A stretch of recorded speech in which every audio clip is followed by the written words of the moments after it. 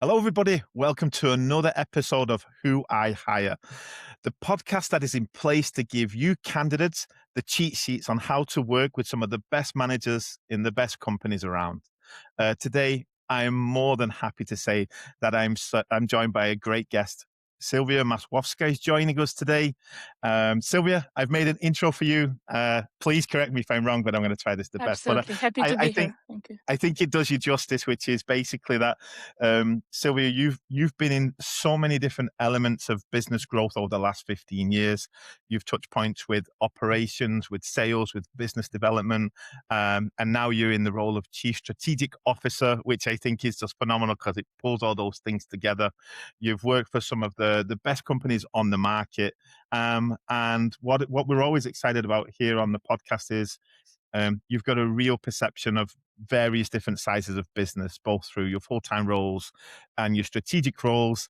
So I'm super, super happy today. Like I said, when we're talking about bringing a cheat sheet, I feel like here we're bringing a big cheat sheet, lots of different angles. So yeah, thank you so much. And did I do the introduction justice? Absolutely. Well, first of all, happy to be here. Thank you. Thank you for inviting me. And I wouldn't say it better, actually. So thank you very much.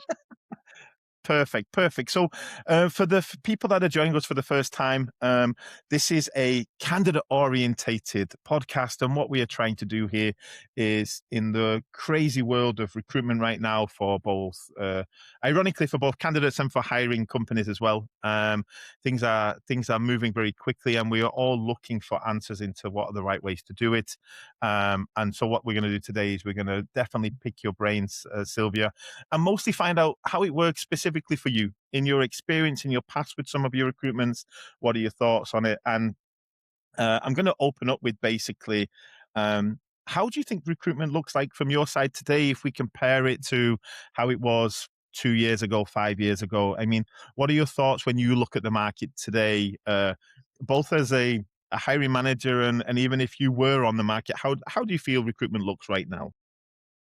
I mean, the times we're living in are extremely interesting because everything is changing super fast. So, like the tools that are coming in, and like the experience that we get with it, it's changing almost daily. So it's even sometimes hard to catch up. But I think we're in this interesting moment where actually, like the impact of AI, for instance, it has many good ways, but it also makes it more challenging to to actually see the person behind the process, and sometimes Hmm. the simplification and the automation might actually be too much. So for me, it's still very important to stay human in the process, both on the candidate side and on the recruitment side. So I think like the biggest changes is the pace and the level of like automation throughout the process, but also when you compare within the last 2 years or 5 years, we had moments where it was a completely candidate market. Yeah, we had Hmm. much more openings when it comes to the variety of roles, be it in IT, be it in different kinds of businesses, and not enough candidates. So the candidates were actually driving the recruitment with how they responded to the offers. It changed slightly. So within, let's say, the last 2 years, it was more balanced. I would say maybe it was even more on the employer side again. And now I think we're in this nice ground where we have a balance between the number of roles, the number of people seeking for the roles. And now the biggest challenge is, again, what I said. So keeping the human side of things and actually finding a way to not over automate, not over AI the processes. Over AI, I don't know if it's a word, but let it be the It word should for be. for It this should be. discussion. Yeah. So not over AI things in the recruitment process. I think for me this is a critical moment that we're in. Yeah, I mean, I fully agree. I think that, I'm thinking about this topic a lot lately that, we seem to see that recruitment almost functions like a supply and demand market. So if supply is up, prices go down, and somehow it's almost like effort goes down. And then in the other way around, when we don't have enough candidates and we're putting a lot of effort in, yet overall, I kind of zoom out and I look at this as still it's such a emotional human to human scenario. It's not the price of fuel. And I think that yeah, I understand why we are searching for solutions, but still, it seems like I think we are not getting it right yet. I mean, like, if you would you rather be a candidate now or a candidate 5 years ago? What, like, even you individually?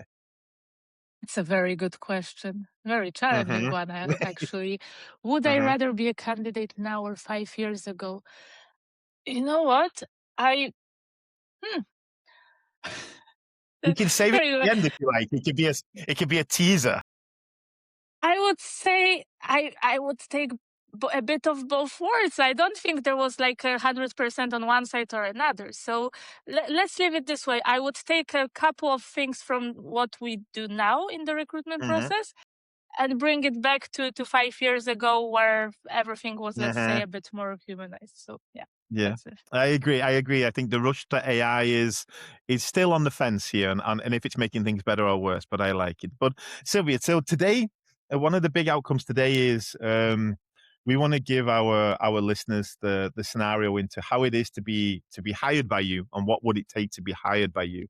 And could you start by telling us, like, maybe, what are the most common recruitment processes or recruitment roles that you have been hiring for in the past? What was it, a mixture, or did you tend to hire in certain departments more than others? Where's your experience coming from for as a hiring manager? Absolutely. So, as you mentioned, I've had quite a journey when it comes to my professional development. So the roles I've been hiring evolved a bit in time as well. So I've started more in the area of data analysis. So I've been my Hmm. first ever hiring was when I became a team leader of the data analyst team back in Thomson Reuters, and this is where I was hiring the data Hmm. analysts. Then moving through finance. I've actually started managing more of a customer related departments. And I would say that this is where the key of my hiring experience lays. So, be it everything related to sales, to account management, to onboarding processes, uh, more soft skills related roles, so more, let's say, client facing, a bit more technical ones with pre-sales in place as well. So the core of the journey is definitely around business development, sales, customer management. But the roles varied. So it was more of an onboarding specialist and managers at the start, client account managers for banking, which was also a bit different than later on when I joined more of the IT side of things. Since almost 10 years now, I'm working in software houses in IT industry. So here I focus mostly on the sales roles, both inbound and outbound, on the pre-sales, as I mentioned, and account management. So this is the most recent experience. But I would say that every of those roles was somehow connected to one another because it was journey around the process related to customer management. So Yeah, and I think a lot of the takeaways that we will get from you today is, again, like you said, this, like, customer engaging roles, customer facing roles. I mean, I think this is for me. I've had similar experience, but I think it does affect the recruitment process, because ultimately you're trying to find people who will not only be good in front of your customers but represent the company, and in some cases we have to make that decision in a 60-minute interview, right? So okay, that makes sense, and it kind of leads into that next question, which is, I can imagine that it's evolved over time, and maybe it's still evolving, but, like, what is your, like, today? What's your go-to recruitment process? So if you were opening a role tomorrow, what are the kind of stages and things that you would want to have from a candidate to learn more about them? Do you have it in mind? What is a good process for you today? yep, I keep it short. That's Okay. the key answer, and I've learned it with time. I used to have much longer processes, like involving some type of tasks or case studies. I've Hmm. dropped all of this, and I believe that extending the process too much is so unnecessary and it's causing more stress for the candidates, and throughout the different stages the questions repeat and it's becoming frustrating for the candidate. I really don't like extending this experience for them. So for me, the go-to process is a simple step where I'm able to, like, it's 2-3 steps interview basically, where Hmm. I'm able to check if there is a match to the role, if there is a fit to the team that I'm hiring for. So normally the first step after opening the recruitment process is, of course, the check by HR team or talent recruitment team. They can be named differently in different companies, but generally the person that is helping me with the hiring process is basically the person that does the first check. Yeah. So scanning through the CVs, reviewing candidates, picking short list of people, and chatting to those shortlisted candidates. Once this is done, basically based on the recommendation of this person, I pick up again the shortlisted version of the profiles that we've discussed, and then I have my core discussion and core conversation. And in 90% of the cases, that's enough. Like, I mean, Hmm. it's everything that we need, because you get the core of the information that you need. And truthfully saying, like, there is a saying in English, the proof is in the pudding. Yeah. So, like, until you hire the person and start working with the person, you can't really verify all their life scenarios. So I don't really see a point in, like, extending the process unnecessarily. The third step, the, let's say, step that I use sometimes, might be the additional short meeting with the team that the person will be working with. And I keep it as optional if, for instance, I have listed like 2 or 3 really strong, equally strong candidates, and then I would like to see like what's actually a better match for the team. So this is the, let's say, the step that I might use, not necessarily need to, depending on the hiring. Yeah. Makes sense. Makes sense. I know it's a good topic that I would link it to a little bit, which is just for like I think every company does it differently. When you are recruiting, how much kind of how many stakeholders or how much support do you take from internally? I know you mentioned about having a HR professional helping you with that first phase. Do you tend to brainstorm with other people in the company before making choices, or for you, is it you feel pretty comfortable with the fact that you are reading the person? How does it look behind the scenes, let's say? I usually feel confident and comfortable hiring myself, especially if it's for my teams. Like if the setup, let's say, if the role that I'm hiring for has some kind of a wider interaction in between departments, then of Hmm. course there can be a step in between of consulting internally. But usually, if this is hiring directed to my team, I rather take the process on myself. And I believe the key is that the hiring manager is the person that knows the role, knows the company, and knows like who is it that we're looking for. So like it's on me to translate everything that we need and we require, not on the person, like being hired to need to talk to 20 people to figure that out. So yeah, No, I that's mean, the case. I mean, while because I'm very interested. While I'm definitely on the same page, I'd love to get your opinion on this. Like, as we know, there are still companies out there that have 4 interview stages, tasks, presentations, PPTs. I mean, it's such a wide scope now that I hear about every day different things. Do you think that it's would you be bold enough to say that it's wrong, or it's just different? Like, if a candidate's listening and they're going, oh, well, the recruitment I'm in right now has 3 stages of interview. What would be your advice for them? Do you think it's like what's your feeling on long processes? I would generally say, please don't do it. And Hmm. it's a Yeah. strong feeling. And I mean, here all the roles and all the areas that I'm working in. Of course, I'm sure there are very specific industries or roles that might require some additional step, but generally 99% of the cases, this is absolutely not needed. And like, you won't really find out from the candidate what you need. You will hear what you want to hear from the person, because again, here coming back to all the tools that are now available, not only for recruitment, but like for the whole research, for prep and stuff. Like, give me a topic, and using AI and using all the materials, like I can throw it in and have the presentation ready. Will it really be my presentation, or will it be something prepared for the role, and then Yeah, you end yeah. up with multiple people having exactly almost the same thing. So is this stage needed for you, or is it just there to confirm like that you will hear what you want to hear in the recruitment process? Yeah. So yeah, please It's don't do long totally recruitment changed, right? processes. It's totally changed. I had it in a recent recruitment that we used to have a small task to basically help us get the right people to the interview. But now I think this task, I think the task stage is almost over. I think every task was done really nicely, professionally, clean, well designed, and then you realize that we live in a world now where anybody can make a task at to a good level. So yeah, we will. I wonder if it will change in those larger corporations, but it almost feels a little bit like it's lack of trust in the decision-making hiring manager than it is in the learning more about the candidate. It's like, let's have more people sign off on this person a little bit.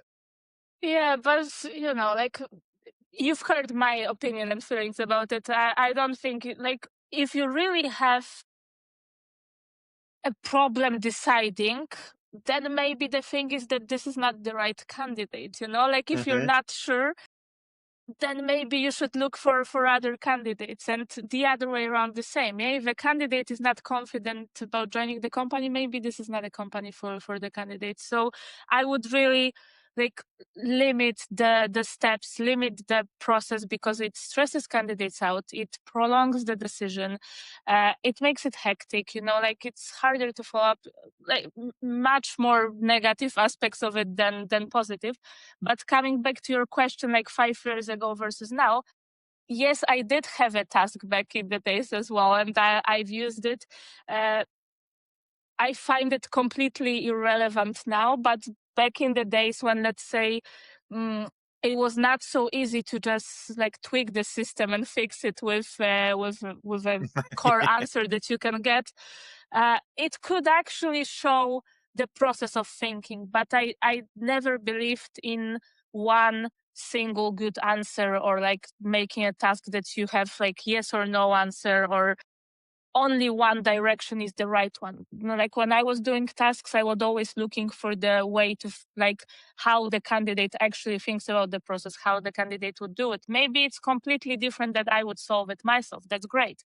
Like let's see how this can work. So this is what I use tasks for, presentations and so on. Really not needed anymore. No, I'm with you. I'm with you. I think that they will take a while Heavily to agree. die out, but they're on the way out. I think so. So what's to turn on the flip side here, which is like what's the best thing a candidate ever did to get hired by you? It doesn't have to be in the interview process. Maybe does anything stand out in your memory of like, I remember when that person did that, and then it just flicked the switch that I should hire that person. You know what? I've hired hundreds of people, honestly, because like in the previous roles that I had, now I work in a smaller teams, but previous roles that I had, those were like teams of 100+ people. Uh, Yeah, yeah. Back in Thomson Reuters, I was actually hiring, I think, 60 people for one project. Like so it was crazy. And then at Mhm. some point, like you just run this interview after interview, so it's actually very hard to stand out in such a process. So uh, I remember having a candidate, it was way back in the days, that was very open and honest about like things that he doesn't know yet about the role and he doesn't have Mm, experience with, but yeah. like why he needs this job, why he wants to learn it, and like how does he see his journey moving forward. And uh, it's it's much better than like trying to fit the profile exactly and trying to say like you've done it all, you've mastered, you're perfect. Like no, every role that you're taking is also a growth journey for you. Like you're taking the role to learn something more, to develop, to then continue to the next role. So if you're coming into the role like overconfident and saying that everything is a piece of cake, that's a red light. But if you're coming in with like an open head and like very narrowed down perspective of like, okay, those are the things I can do, those are the things that I can't do yet, but I'm willing to learn, and this is what I'm gonna do to like to make up for it. That's perfect. So there was one specific candidate that made a very nice pitch about this, because usually the candidates are a bit, like hesitant to talk about their negatives. I wouldn't even call it negative side, but like the things that they might struggle to have yet in from the job description. And this one was specifically open about like those things that like he needs to make up for. Perfect. It was a hired candidate, a very good Yeah. choice to hire the person. No, I mean, I fully and again, I think this is where we've really overcomplicated this process sometimes when I look at society where I agree. I think a mixture of some kind of humbleness but setting a good expectation is I would relate to that as well. I think it's great. But the back of my head was like I was brought up, showing my age here a little bit, which was the typical interview question was, what's your biggest weakness? And Like, then I love that the answer was, "I work too hard. I try too hard," you know? But again, it's that scenario where we've been taught now that this was a trick question, which in many cases it was. They were trying to trick you, but now actually, so we've gone almost full circle where, yes, I think, showing your weaknesses, showing the areas you know you need to improve on, is actually deemed as a positive now for a hiring manager like yourself, it sounds like. So absolutely, but I would still not ask the question of what's your biggest weakness. mm, I find this question absolutely mm. relevant. And yes, I Yeah, went myself through many interviews with this question being asked on both sides of the yeah, table. So it's like, oh my God, why did we do it to people? yeah, But yeah, so I mean, like, the interview should be a conversation. It shouldn't be, yeah, like shooting questions and waiting for the right answers to happen. And I used to come to interviews with like a list of questions that I want to ask, and I would not do it again. Like I'm coming in yeah, to get to know the person, to have a conversation with the person and see if there is a match to like what we're looking for. So all those things and the humbleness, the level of humbleness, but also the level of self confidence. So, like the kind of mix, it should come out naturally from the conversation and not be posed or presented. Uh, and that's the case. And if you create like a fake environment of an interview by asking this type of questions of like what's your biggest weakness, you automatically like create space for this type of staged answers that you don't want to hear. Yeah, so like advice for candidates, keep it conversational, and I hope for recruiting managers as well to hear it like that's the way to go. yeah. If we can, because this came up in a previous episode, and I would like what I'm trying to also show candidates out there is that I think the preconception, and it's understandable, is that it's candidate versus business almost. I'm going for recruitment at this job at this company, but ironically, what I believe in, and I'd love to hear what candidates also forget is that it is still with another human being. Ultimately, it's human to human, and in my experience, it's also not an easy process as a hiring manager. And I mean, before you would have an interview or recruitment, you know, how did you feel about it? Did you love recruiting, or was it something you had to do? Like, how was it for you being on that side of the table, so to speak? And how was it feeling for you? Just so again, I want to show candidates that it's a human on the other side, and not an algorithm as we seem to think it is so much these days. Yeah, I think like it took me a while and it took time like for it to grow on me as a Hmm. positive and rather, let's say, a natural thing to do. So the first interviews in my career, like I told you, I had a list of questions, like follow the script, follow the things. And it was a stressful situation as well in a way. Obviously, I'm pretty sure not as stressful as being on the candidate side because like you're ultimately still the one choosing the process. But like you want to present yourself well, you want to present the company well, like you're also being like kind of verified if the person on the other side of the table wants to work with you as a manager, wants to work with you as part of the team, as part of the company that they're joining. So as a hiring manager, you're ultimately the person representing yourself and the company that you're recruiting for. So it is a challenging experience that of course like when you start to repeat it, when you start feeling naturally in it becomes easier with time. And now I treat it's a pleasure for me now. Like I treat it again as a conversation with people. I'm rather an open person, so I like to talk to people and That's why it's for me it's a naturally positive process. But I believe that there are many people on the hiring manager side that still might be stressed about it and struggle with it, regardless of how many interviews they had, because it's also a matter of personality. So definitely, I would consider from the candidate perspective. Please remember that there is a human being on the other side that might have a better or worse day, might, like struggle to hire for this role for a long time. It might be the first interview, might not have all the questions, all the answers. So like, let's treat it as a discussion. That's Yeah, I the mean, case. I fully agree. I think one of the things I learned very quickly, that or became apparent to me as I did more and more interviews, is that the hardest thing as being a hiring manager was for the candidate, probably was the most important, most stressful element of their entire day, if not sometimes a period of days. Where what I actually did wrong as a hiring manager is I would finish a client call and then 5 minutes later have an interview, and I didn't give myself enough time to decompress and move. But also, sometimes, sadly, the interview wasn't the biggest part of my calendar day, and it was fitting into other tasks. And the thing that I urge candidates, well, is like, for me as a hiring manager, I really want to hire you.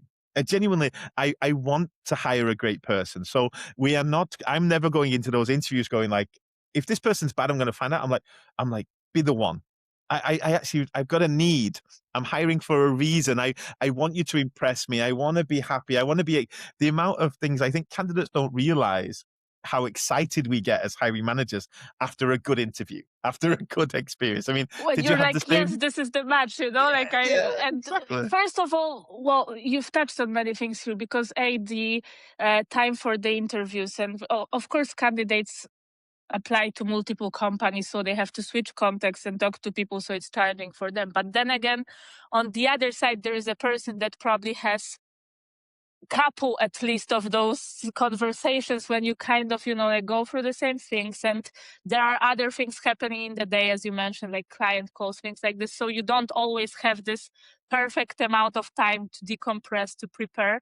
So yeah, that's the case, and that's the thing. But I think what is very important in what you said is that if we're going for a conversation with this candidate, it means that the profile was already considered a match. Somebody, like picked this profile from a bigger bag of candidates that applied for this role. So it means that like everything is already going in your favor. Like you're in this discussion because somebody wants to talk to you. Like we as hiring managers, we don't just, like jump in and talk to people if we don't believe there is a slight chance that this might be the right match, so like come in and consider this as like already a positive aspect for you, and as like a lucky charm that like you're here, you're having this conversation, which means you're good, you're supposed to be here. So like don't jeopardize this with like your own thoughts about like how bad can it go. No, like it's a two-way street, like it's as much for you to get to know the person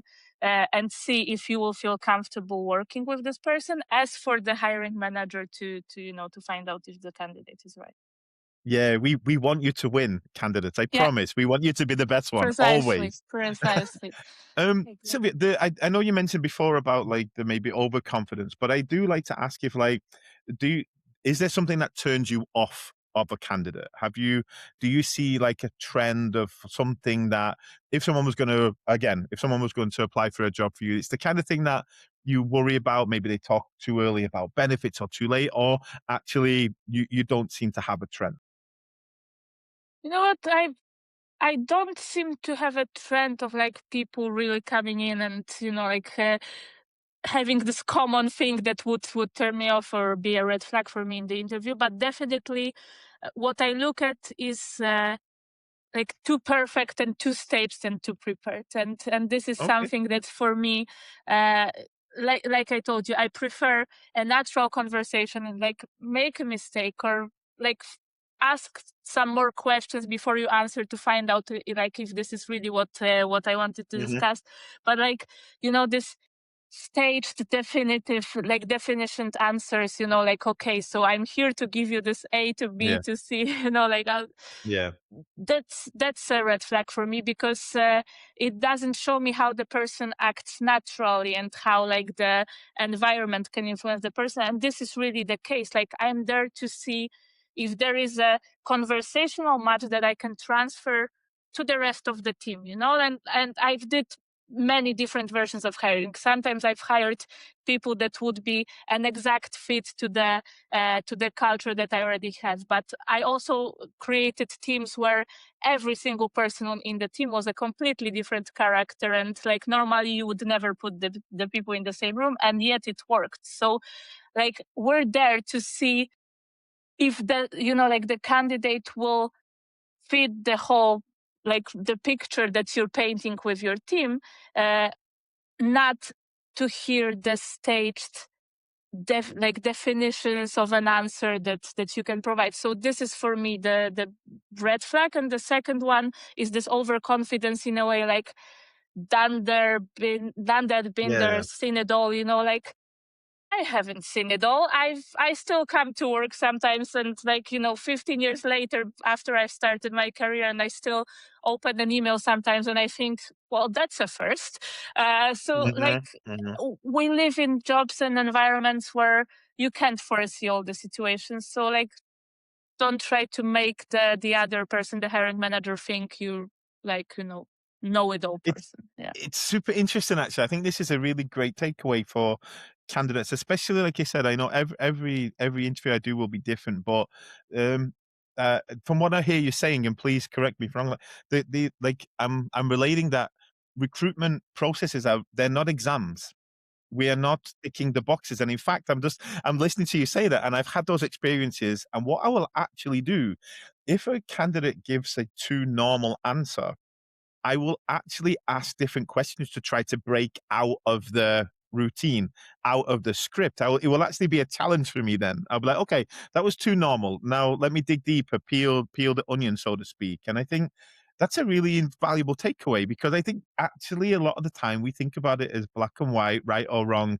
Did I score more than 80% on the interview to get the job? And it's not the case in most cases. Would that be an accurate assessment? Yeah, I would say like, it's enough that we have all this very advanced ATS systems now, where like, Yeah. your CV is being scored against the points. And again, the impact of AI here might be as bad as it is good on some of the aspects. Yeah. But like, once you're in the interview, like, the scoring and the assessing system, it's done. Like, you're there to present yourself in a way that you like interact daily with people. Because if you stage it too much, or if you keep like a very narrow layer of, like, I want to sound exactly like I should, like, answer every question perfectly fine, imagine that then you're being hired, you're joining the company, and for the next 2, 3, 5 years, your everyday work will be, like, staging yourself to being this, like, the person that you're presented on the interview. Like, Yeah. that shouldn't be the case. If you show like who you are on the interview and it works, that's great, because then you can actually enjoy coming to work, and you can actually enjoy the environment that you're working in. So that's my key takeaway. And I'm speaking from an experience also, because I've had this situation, if I may drop a quick one. I've been interviewing for one of the relatively big, one of the biggest financial institutions, let's say, in the world. And it was a managerial role. Yeah. So it was manager of the team, like multiple people, multiple teams reporting to you. And then it was many stages of the interviews. Let's start with this. So one of the Mhm, first stages mhm, after HR was meeting with another managers. And on this interview, for the first 20 minutes, I've been asked questions that were only the definitions of the financial aspects, like, covered in mhm. this company. So after, like, after 10 minutes, I was like, are you sure those are the questions that you want to ask me? Because I can give you the definition of the fund. I can give you the definition of this and this. Like, is it really what should, like, represent my job in this company? And then they're like, yes, like, continuing the discussion, still asking the questions about vocabulary definitions of things. So after 20 minutes, I've actually thanked for the interview, and I've finished it and left, because I knew that, like, if at this point, like, for me as a candidate, it's not the type of the conversation that will let me understand the job and the environment that I want to work in, it's probably not going to happen. So that's another advice. And maybe I'm touching on your later question. Sorry if I am. But No, if you yeah, don't feel the match and it speaks to both sides, like, please don't drag the interview unnecessarily. Like, it's okay not to, like, not too much on the job, not too much to the company, both as a candidate, both as a hiring manager. If you feel like, okay, great, I have this person in the interview, but I don't think it's the candidate I will want to hire, don't drag it for an hour. Like, it's a time that you're gonna waste, and, like, unnecessary hopes that you will give to the other side. And that's why I'm saying it's on both ways, because the candidate might feel not a company for me, not a job for me, but, like, still continue the discussion and, like, present him or yeah, herself perfectly. And then you as a hiring manager go out from the interview and, like, okay, great, I have a very good candidate, I might proceed with. And then you go with all the steps just to find out, like, yeah, sorry, it wasn't completely a match for me. So, like, why don't you just say it yeah. on the interview? So, Yeah, yeah. I mean, I fully agree. I mean, that's what I mean. Like, a message to candidates is yes, you can game the system. I have no doubt you can game the recruitment system. You can beef up your CV. You can prep for the interview, but this is not the end of the process. It's the start. You've got to then back it up. And I think again, like you said, it happens on both sides of the table, but ultimately, it makes no sense in the long term. It makes no sense in the long term. But yeah, you like the game. The system can be game, but nobody wins. I think is a scenario here. But um, Sylvia, I'm wondering about this because I'm looking at the processes. I'm thinking about where candidates are today, and I've got a. I gave you this question in advance, but I'm going to expand it a little bit. What are your thoughts about underqualified and overqualified candidates? Because this is something that the market is having now in both ways. Like, first question is, like, and I position this in a way, and I think it's still the case. Can an underqualified candidate get hired by you? Is that Yes. is that something that happens? And you know, what are the what are the steps that, or what are the occasions where that can actually happen? And I'll throw in overqualified just as a variation of that question. The answer is yes to both. Both under and overqualified candidates can get hired by me.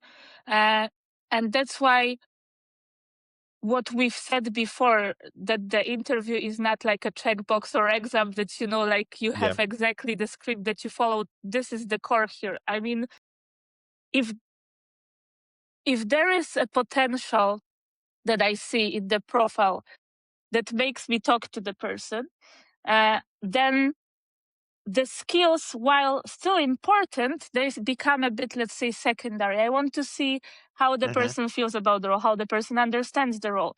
And of course, there might be things that are missing in some case, but it's not a rocket science ultimately to learn them on the job, So if I see a potential there, it's more important for me that I will see this type of engagement and the type of match and will for, like, the person to do this job that I know I can work with, rather than checking off boxes of skills. And for overqualified, it's the same story, because, like, if you drop the person just for the fact that his or her profile looks too good for the role, you won't know why the person applied. I'm pretty sure the person who is applying knows what are the requirements of the role. So if he or she applies even though the requirements are lower than the profile, it means that for some reason this person wants to do this job. So talk to the person and find out why.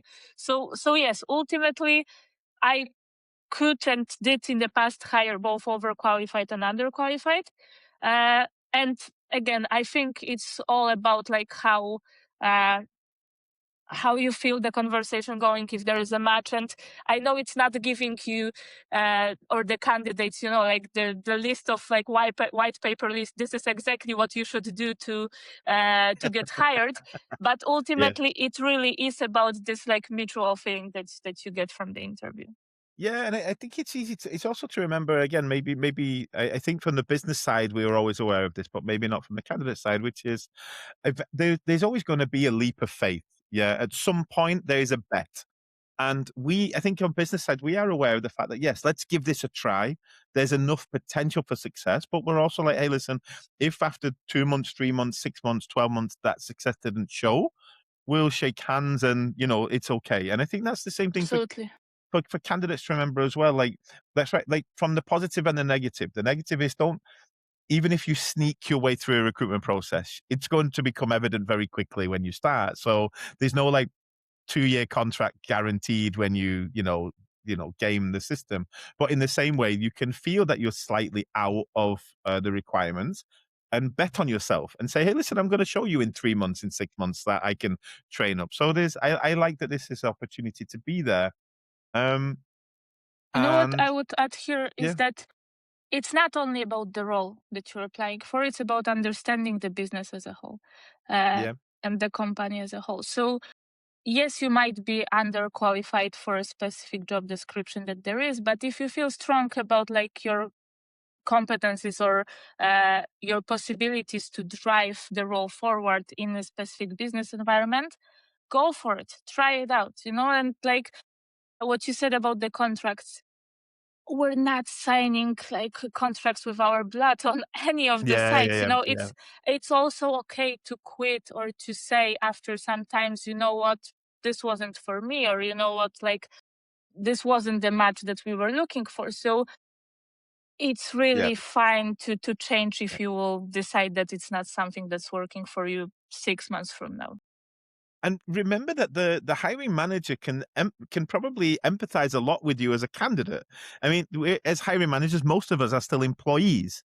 Yeah, we're still hoping to get promotions and pay rises. We have conflicts with our superiors. Like we can empathize with you more than you think. You don't have to pretend. And we are not, in many cases, robots on the other side as well, like that are just corporate. I think. But Sylwia, like just to extend on that as well, which is I like this question, which is, can somebody get employed by you when you are not recruiting? Is there a way, like, has this happened or can you imagine it happening? And should people pitch you when they think they can bring you value? I can imagine this happening, and I think the greatest recruitments might actually happen when you talk to people when like they're not Hmm. recruiting actually for a specific role. So uh, if you feel strong about some company, about the business that the company does, and you believe that like you can bring value and this is something that you would like to do, you find a match in this company, absolutely pitch your Hmm. case, because even if not immediately, you leave a mark, like for me to remember. And then you never know, I might need to hire the person in a month because something Yeah. changes on my side. Yeah, it might be in 6 months, but like I will remember then, and I will approach the person who spoke to me this month or week or 6 months ago, pitching the role, and it might still be relevant. Sometimes while you're doing this, uh, the case might build up for me that like, okay, actually, I find this person really valuable. So let's see what we can do in the organization. So there are different cases, and in many of them, having these candidates that like came and pitched their potential to the hiring manager means that you don't necessarily will open the role even if you're hiring for it, because you have first the back of people that like you've already networked with, you talked with, and you will reach out to those people first before opening the overall recruitment. So yes, always, I mean, like if you feel you want to pitch, definitely go for it and do it. What's the worst that can happen? Well, the other side will say, thank you, great to know, but I don't have anything now. Well, nothing bad coming out of it, like it can Yeah. always come back in the future to you. It's so true what you did. I'm laughing to myself that yes, candidates, no hiring manager wants 300 CVs to go through. If they have an answer in front of them that they they would probably be much happier to have one CV that is the right person. So this I like, and I think you touched on something else there, which is um, the fact is that when somebody is not openly recruiting, they don't have all those processes in place. They don't have the task yet. They don't have, so you even have a chance to probably create the scenario for yourself. So I think that that's another. I'm a big advocate for this. I'm a little bit biased in this topic, but yeah, I really do believe in the fact that if you, I was thinking about this from a different angle as well, which again, when you're a candidate most of the time, a hiring manager is looking at you to solve their problems, yeah, in a business and so on. And I would remind candidates that as managers on a day-to-day basis, yes, sometimes we are spending a lot of time motivating our existing employees to be excited about the job. And it's not easy. So if you pop up and say, "Hey, listen, I can solve that for you. I would love to work in your company," you might even just open a door because they might be having a hard time with existing team members and so on as well. So it's not only about skill sets. There are hiring managers have problems in various different elements, I would You say. might create the need yourself by Yeah. pitching yourself to the person. Yeah, absolutely. And you know what? I mean, I love to work with people that are smarter than me.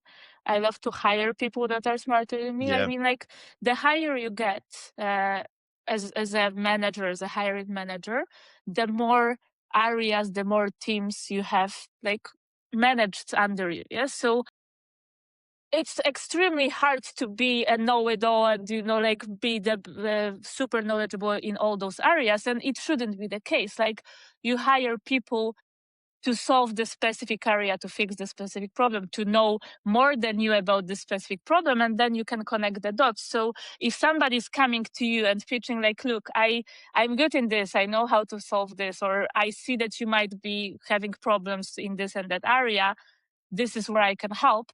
Perfect. Like there is a Yeah. very high chance I might actually need this. So yeah, definitely. Perfect, perfect. So I will bundle this together to see how it works from you. I know we've talked about this briefly before, which is there a is there a question during an interview or where through a recruitment process that you like to ask? Is there a question that you feel really opens a conversation or something like that? Do you have a go-to interview question? And the second part of that question we'll ask a little bit later, which is um, what are questions you like candidates to ask you about?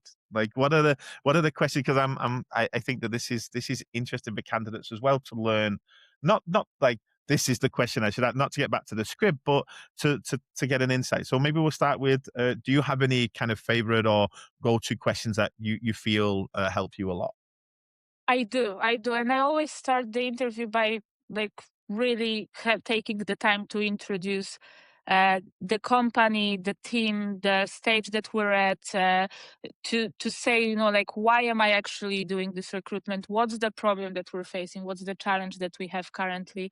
Like, what's the concept and the direction that we want to take? I believe that, like, if you provide this information to the candidates, then you actually open up the discussion, not having this like question answer type of exchange. So I give really an elaborated intro to like the stage that the company is and the team is, and like where is it that I'm planning to go with the team. And then based on this, like as the conversation evolves, and it's not that I ask this question straight away, but like as the Yeah, conversation evolves, I ask the question coming back to this description and saying, so like knowing everything that I've told you about the company, the process where we are, and like based on these conversations that we're having so far, what would you say is the biggest value that you as a person bring to the team and to the company that can help us along with this way? And like this hmm, opens up completely different answers depending on the sure. person, and it's actually great because here there is absolutely no right or wrong, like you can get to know a lot about the person by how the I person answers like this it. question. So yeah, I like it. that's I what like it it. is. I will throw like the one that I've got used to lately, which is again like it opens some doors, which is I usually ask the candidate, if you were CEO of your last employer, what would you have done differently? Ooh. That's because a challenging one. I'm trying to tap into if they thought on a wider scale about the business, or if they were just in in their particular role. But also, we tend to leave businesses for a reason, and then it kind of also opens the topic to learn how they would do things. But let's flip it around. What about questions candidates can or have asked you in recruitments that you found were interesting or you were unexpected? What's a good question for you from a candidate? I mean, most of the candidates tries to stick to this, like safe questions, like what are the KPIs, like what's the Yeah. bonus What's model, my how day? is What does everything my average day structured? look like? Yeah, Yeah, all yeah, this. yeah, yeah. I know it's important to know this, but I also believe this should be already addressed, like when we present the company. This shouldn't be left for the candidate to ask at the end of the interview. So the questions that I actually appreciate is from the other hand, like, so I like the candidates that shift the question that I ask, and they come and say, okay, so like what do you actually believe is the biggest value that you're missing right now in the team, and like how the new person can contribute to this. So that's an interesting one. Or when the candidates actually ask, like, so what's currently missing in your team, or what's good, what's like what's good within the setup, what's good and working well for the company that I can actually join and like build myself on, because it's not only about addressing challenges, it's not only about filling in the gaps that are there, but also about joining these nice bits and parts of the organization that is already established. So I like the questions that actually answer for the candidates themselves, if they feel they can like match the energy, match the place that the team, the company is at. So yeah, definitely Yeah, KPIs and bonus models. I can send you this in a paper after the discussion. That's yeah, definitely. it's actually a really good point. I think it is a skill that takes time, but yeah, I mean, I think any question that references a topic that came up unexpectedly in an interview is good. It's a sign that you wanted to learn more, that it wasn't a prepped question. I think prep questions are okay, but I mean, do you think that candidates have to ask questions? I mean, I've debated this a lot lately internally. What would it be? Can you imagine a candidate not asking a question, and how would you feel about it? Can imagine the candidate not asking the question. I think every book would say like you need to ask question, because like it Mm. shows dedication. But is it really? I mean, if the conversation was good and like complete enough throughout the interview, and everything was covered that both sides wanted to know, like, do you really need to create like a fake scenario to ask additional questions? Absolutely not. So I mean, it all comes down to the fact that if the whole interview was an actual discussion, an exchange of thoughts, an exchange of like perspectives, and you don't have any questions after it, I'm absolutely okay with it. It's better to not ask the questions than try to come up with some questions just for the sake of asking them. Yeah, I don't know about you, but I can picture this experience over and over. When you get to the end of the interview, you go, "Do you have any more questions?" And you see the stress from the candidate. Yeah. I should, and you Like, see that oh they my God, don't. let me find my notes. Yeah, and you have to kind of reassure it's okay. If not, it's okay.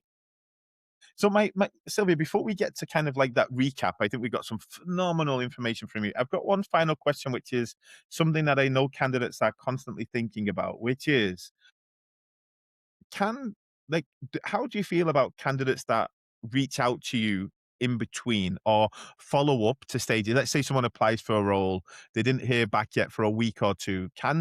Should they, and can they write to you on LinkedIn directly? Is there a level of that that's too much?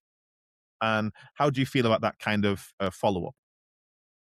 I generally believe that there shouldn't be a case in which the candidate doesn't hear Hmm. from us for 2 weeks. So that's Yeah, on us as yeah. a hiring manager I to I address need to this. get some worse companies on these interviews that have easier points to follow up. But yeah, Well, I I said it agree. Yeah, shouldn't be. I said yeah. it is the case. I believe in many recruitments, but it shouldn't be the case. So to hiring managers, to the companies hiring, please don't leave people hanging for 2 weeks. Mhm. That's not nice. You wouldn't like to be in this situation. Now, coming back to your question, uh, I think it's okay to reach out to reconfirm what's the stage, because I also know that the candidates can have different processes. They want to set up some Mhm. things like, okay, so I need to know like, where do I stand here, because I have other interviews lined up and stuff like this. So it's super valuable to get this information throughout, like, in between the stages. So if you have this type of info, like, okay, I'm moving forward in another process, so this might impact my decision, absolutely, please follow up. Then again, I really trust in a balance of, like, following up with a purpose, not just for the sake of writing another Mhm. follow-ups. Like, on the other side, there is a hiring manager that also needs to come through the process and, like, talk to multiple people. Again, I believe we shouldn't leave people without information for, like, week or more. That's the case. But then again, if you don't have yet the info and the person just starts following up every second day and asking, like, hey, do you know anything yet? I mean, like, there is a big chance that too many follow-ups will actually make me interested Yeah. less in hiring this person. Yeah. So follow Yeah. up if there is a purpose in following up, or if you don't hear from the manager for, I would say, like 2 weeks or more. Yeah, so like 2 weeks would be the line for me. If you don't hear for 2 weeks, absolutely, Mhm. please follow up. I wouldn't like for this to happen on my recruitments. But other than that, like, please keep us informed. That's definitely valuable. If something changes on your end, it also might impact our process. So we definitely would prefer to know than not knowing. It's better to inform, like, hey, I have an offer on the table, I'm deciding now. So what's the status on your side, rather than hearing, I've accepted another offer, stepping out of the process. Like, give me a chance to review where am I with my process. So if there is a reason to follow up, absolutely let me know. Write on LinkedIn, shoot an email, call me or the person from HR leading the process. No harm in doing this. Please don't follow up for the sake of following up every second day. There. Okay, the last part of the recruitment, which is something that I'm looking at now, which is, um, if someone is rejected by you or the team in the recruitment process, um, should they feel comfortable and confident enough to challenge decisions? This is something that I think is coming through recruitment now, because we are obviously having heightened states of frustration, heightened states of emotion. Some people are on the market longer than they would like to be, etc. And what we're seeing is various different responses to being rejected. But one thing I'm not seeing too much of is a candidate saying, "Hey, mate, can I have the chance to change your mind because of X, Y, and Z?" I'm not seeing that yet, and I'm wondering, like, if a candidate is rejected by you, are you open to talk to them further? Is it time to move on? And what are your thoughts on that one? Okay, so that's a difficult one, and there is a thin line between, like, the right and wrong here, because Yeah. I think that everything starts from the level of information that you will share on the rejection. And again, this is on us. So if I would just say, like, sorry, you're rejected, you're not being chosen, like, obviously the candidate might feel like, hey, why? Like, tell me the reasons, like, something that I can take out from this, and then absolutely okay to follow up. If the reason for rejection is elaborated and, like, I found somebody that is a better match, challenging this for the sake of challenging probably won't work either. So I would say find the right balance in, like, finding out the information that you need to know from this process for any future processes. And if within this information you have, like, a really strong case of, like, okay, maybe I was misunderstood here, or maybe I Mhm. can actually add something to change the mind, then go for it. But it would be a very limited number of cases where I would say, yes, it's possible to change the mind, because you know what, like, ultimately, if the person on the other side made the decision, it's probably an elaborated process why the decision was taken to go with somebody else than the candidate here. So I would say there are really slight chances that the person can change their mind. On the other hand, if the candidate chosen, there is always a chance that the person will not take the offer. Yeah. So then we come Yeah. back to the recruitment, and let's say go with the next person that was on the list, and it's okay as well not to be the first choice. So I would say, again, keep the balance of having enough information on the reasons for rejection. If you believe there is something you can add to it, go for it, but don't try to always challenge every decision and every process, because you can be a great match in your like belief and in your thoughts. Like you can tick all the boxes of the job description, experience, and so on and so forth, and then just there might be like a slight decision factor that made the hiring manager choose another candidate, not you. So Yeah, yeah, I think candidates, you have to remember, sadly, even though, like, many recruitment processes can generate frustration. Like, there is a long game. The position can reopen 3 months later because the candidate didn't work out and they want to call you. But if you decided to vent at that manager that they were wrong, they will yeah, remember that. So I'm not saying that absolutely. you should be silent, but I think with everything, I think it comes back to the thing that you said a lot, Sylwia, today, which is, if you have a purpose for what you are doing, it's okay. If you don't, Yeah. maybe it's not a good idea. Don't do things for the sake of doing them, but like it's always okay to ask for the reasons if you didn't get them. And I can't stress it enough. Like you deserve after the process to get at least like 2 line of sentences of Yeah, why we've decided not to go with, even if ultimately the reason is like, look, we found somebody who was a better match slightly culturally or so on and so forth. Still, getting this info is better than not getting any info at all. So I yeah. I fully agree. Sylwia, I think we took an amazing amount of your time here, and it was super valuable. As I ask all our lovely guests, if you were to open a role tomorrow, what are the 3 pieces of advice you'd give to a potential candidate who was hoping to get hired? What are the three cheat sheets for being hired by Sylwia? Okay, free cheat sheets. So first of all, be honest, be true to yourself. Don't try to fake it too much. Don't try to over present yourself or uh, come out as somebody that you're not. That's not gonna work. Even if it works on the instance, it will prove wrong later. uh, like I prefer to see who's behind the CV, the real person. I can read, and check your LinkedIn profile to see your experience. I want to meet the person, not the profile. That's the first thing.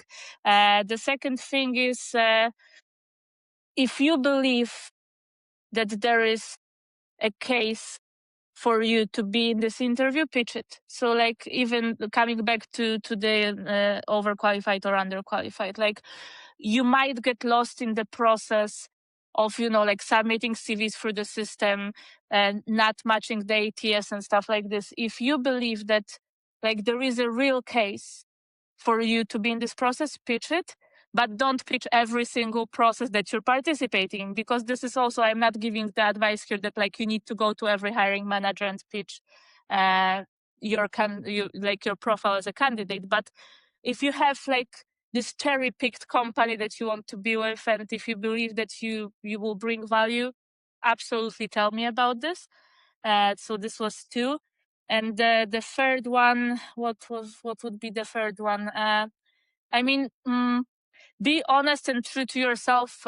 If there is a red flag for you in the recruitment process, if you don't think this is the right match, tell me. Don't take the job just for the sake of taking the job.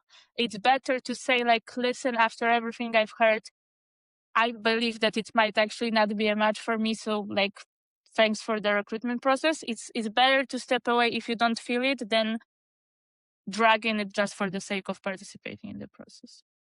I love it, and I mean, I'm already thinking with that last point as well. There's a really good chance that that honesty might make you go, thanks for highlighting that. That's still okay for me. And that's not a big red flag from my side. So thank you for letting me know. And that's it. No, Silly, I think that's really really great advice. I think the recruitment industry as a whole could do with a lot more honesty. I think that this will make it better for all parties. Maybe it's a little bit idealistic in a very challenging recruitment market. But I would like to say, listen, Sylwia, thank you so much for your time and effort today. I really appreciate it. I have no doubts that any candidates or even hiring managers for that respect that are listening to the episode today took something from it. If you like this episode, Please click like and subscribe. And I have a feeling that we're going to have you back down the road, Sylwia. I think we need to see how recruitment goes in the future, and to get your insights. And I'm sure we'll get some valuable questions from the candidates. So thank you so much for your time. Thank you, Mick. It was a pleasure to talk to you. I love the questions. It was a challenging conversation to have. So always happy to come back and talk some more. Perfect.